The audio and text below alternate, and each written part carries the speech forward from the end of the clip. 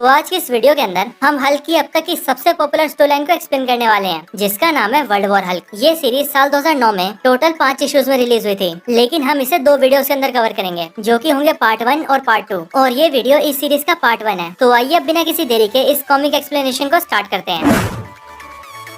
तो world war Hulk comic के events civil war के इवेंट्स के बाद हुए हैं, जहां पर अब कैप्टन अमेरिका मर चुके हैं, आयरन मैन शील्ड का डायरेक्टर बन चुका है, और जो भी सुपर हीरोज गवर्नमेंट के ऑर्डर्स को फॉलो नहीं कर रहे हैं, उन पर गवर्नमेंट ने रोक लगा दी है। तो अब इन सारी बातों को ध्यान में रखते हुए आइए कॉमिक को स्टार्ट करते हैं।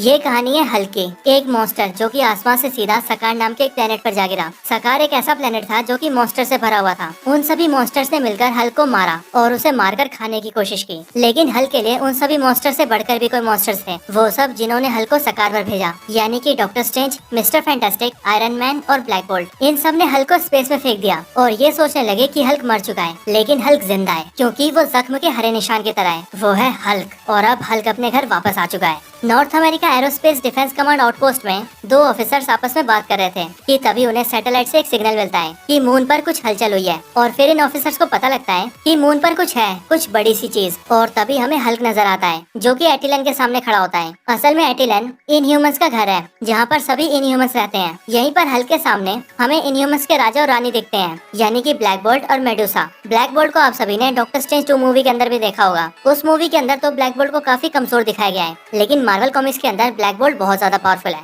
यहाँ पर हल्क को देखकर मेडुसा कहती है, तुम्हारे यहाँ आने का सिर्फ यही मतलब है कि तुम हमसे लड़ना चाहते हो, लेकिन तुम्हारी भलाई इसी में है कि तुम यहाँ से चले जाओ, क्योंकि ब्लैक बोल्ट के सिर्फ एक बार मुंह खोलने से ही तुम्हारी हड्डियों का चूरमा बन सकता है। तब हल्क ब्लैक बोल्ट से बोलता है, तुमने मुझे स्पेस में फेंका था, तुमने मेरी दुनिया बर्बाद कर दी। और ये बोलते ही हल्क ब्लैक बोल्ट को पकड़ लेता है, लेकिन तभी ब्लैक बोल्ट कहता है, बस बहुत हुआ। और फिर तभी ब्लैक बोल्ट अपना मुंह खोलता है, जिसके बाद ब्लैक बोल्ट के ब्लो से हल्क दूर जाकर गिरता है। ब्लैक बोल्ट को लगता है कि अब हल्क नहीं रहा, इसीलिए वो वापस एटिलन की तरफ जाने लगता है, लेकिन तभी हल्क खड़ा होता है और ब्लैक बोल्ट पर हमला कर देता है। वहीं दूसरी तरफ अर्थ पर जो सिग्नल्स आ रहे थे वो पहले से भी तेज हो जाते हैं, और वहाँ का एक ऑफिसर कहता है कि अभी अभी मून पर एक बहुत बड़ा धमाका हुआ है, और उस धमाके से शायद मून अपने ऑर्बिट से हिल चुका है। इसके बाद हमें टोनी स्टार्क दिखता है, जो कि अमेरिका के प्रेसिडेंट से फोन पर बात करते हुए कहता है कि हमारे सैटेलाइट से अभी कुछ टकराया है, इसीलिए आप मुझे ऑर्डर्स दीजिए ताकि मैं वहाँ जाकर इस बारे में पता लगा सकूं। लेकिन प्रेसिडेंट कहते हैं अब बहुत देर हो चुकी है, वो न्यूयॉर्क पहुँच चुका है। और फिर तभी हमें हल्क का स्पेसशिप नजर आता है, जो कि वहाँ पर हल्क की एक बड़ी सी इमेज को प्रोजेक्ट करता है। हल्क सबसे बोलता है,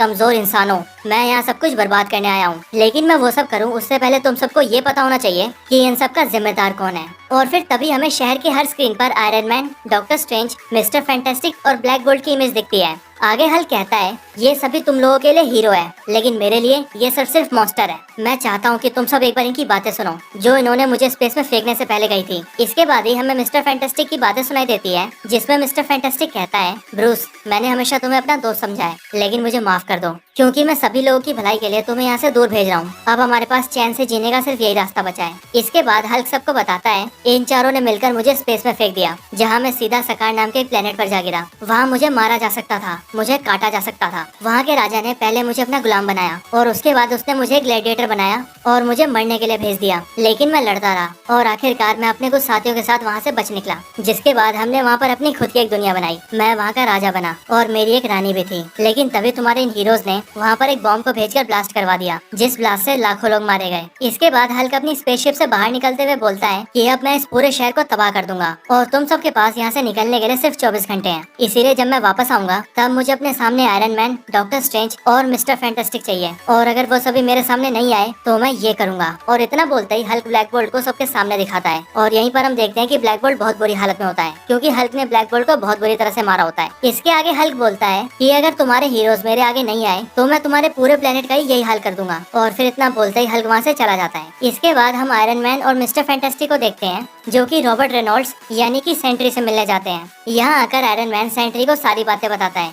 और उससे मदद करने के लिए कहता है, जिस पर सेंट्री आयरन मैन से कहता है, मैं तैयार हूँ। और फिर तभी सेंट्री अपने प्रॉपर सुपर हीरो फॉर्म में आ जाता है। इसके बाद हमें स्पाइडरमैन दिखता है, जो कि शहर से निकलने में सभी लोगों की मदद कर रहा होता है। और फिर यहीं पर शी हल्क भी आ जाती है, और वहाँ आकर वो भी सभी को शहर से निकलने में मदद करने लगती है। इसके बाद ही आसमान में एक रोशनी नजर आती है, और सभी को पता लगता है कि आयरन मैन भी वहाँ आ चुका है, वो भी अपने हल्क बस्टर आर्मर के साथ। वहीं स्पाइडरमैन आयरन मैन से कहता है, मुझे लगा कि यहाँ सेंट्री आ रहा है। और फिर स्पाइडरमैन की इस बात पर आयरन मैन बोलता है, चिंता मत करो, सेंट्री यहाँ जरूर आएगा, लेकिन सही वक्त आने पर। इसके बाद ही वहाँ पर हल्क अपने स्पेसशिप में वापस आ जाता है, और हल्क को देखकर आयरन मैन स्पाइडरमैन से कहता है, सभी लोगों को पीछे करो और she Hulk, miss Marvel, Samson और वंडरमैन, तुम सभी लड़ाई की जगह को घेर कर रखो ताकि किसी को नुकसान ना हो। ये मेरी लड़ाई है, इसीलिए तुम में से किसी को भी बीच में आने की जरूरत नहीं है। और याद रहे, हल्क जितना गुस्सा होगा उतना पावरफुल होता जाएगा, इसीलिए तुम सभी तब तक हमला मत करना जब तक या तो हल्क ना हार जाए या फिर मैं। इसके बाद ही हल्क अपनी शिप से बाहर निकलता है और तेजी से आयरन मैन की तरफ आता है और आयरन मैन भी हल्क की तरफ बढ़ता है और तभी उन दोनों के बीच एक जोरदार टक्कर होती है और उस टक्कर का इम्पैक्ट इतना ज्यादा होता है कि उसकी वेव्स की वजह से आसपास की सारी बिल्डिंग्स बुरी तरह से डैमेज हो जाती है। कुछ न्यूज रिपोर्टर्स इस पूरी लड़ाई को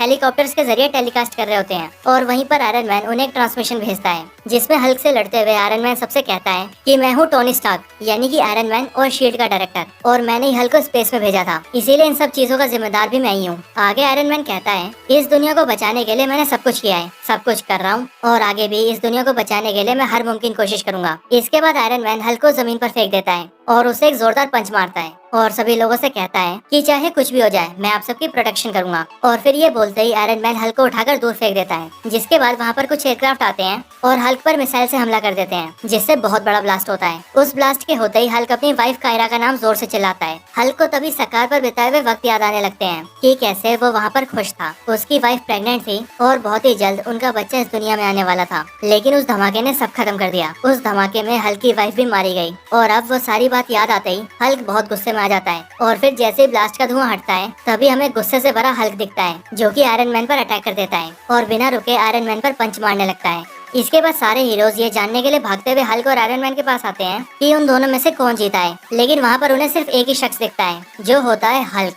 हल्क को देखकर ल्यूक केज बाकी के हीरो से कहता है कि हल्क अकेला है और हम बहुत सारे हैं, हम सब मिलकर उससे लड़ सकते हैं। और ये बोलते ही सभी हीरोज हल्क पर अटैक करने के लिए भागते हैं, लेकिन तभी हल्क के साथी उन सभी हीरो से कहते हैं कि हमारे राजा अकेले नहीं है, हम सभी अपने राजा के साथ खड़े हैं। और फिर इसके बाद ही सभी एवेंजर्स और हल्क के साथी आमने सामने आ जाते हैं, जिसके बाद वो सभी एक दूसरे पर हमला करने लगते हैं। हल्क शी हल्क पर हमला कर देता है और उसका गला पकड़कर उसे जमीन में गाड़ देता है, जिसके बाद वो बाकी के हीरोज पर हमला करने लगता है और फिर हल्क एरीज को भी जमीन में गाड़ देता है। हल्क की आर्मी और एवेंजर्स के बीच बहुत खतरनाक लड़ाई होती है, लेकिन हल्क के साथी उन सभी हीरोज को आसानी से हराने लगते हैं। यहीं पर स्पाइडर वुमन सभी हीरोज से कहती है कि हम सभी हल्क और उसके साथियों को नहीं हरा सकते, वो सब बहुत ताकतवर है। पर मिस मार्वल उससे कहती है हाँ हम जानते हैं कि हम उन्हें नहीं हरा सकते, लेकिन हमें इन सबसे लड़ते रहना होगा ताकि मिस्टर फैंटास्टिक को अपनी मशीन बनाने के लिए टाइम मिल सके। इसके बाद एक दूसरी जगह पर हम मिस्टर फैंटास्टिक को कुछ हीरोज के साथ देखते हैं जो कि एक बड़ी सी मशीन को इंस्टॉल कर रहा होता है, पर तभी हम देखते हैं कि अगले ही पल वहाँ पर हल्क आ जाता है, जिसके बाद द थिंग, ह्यूमन टॉर्च,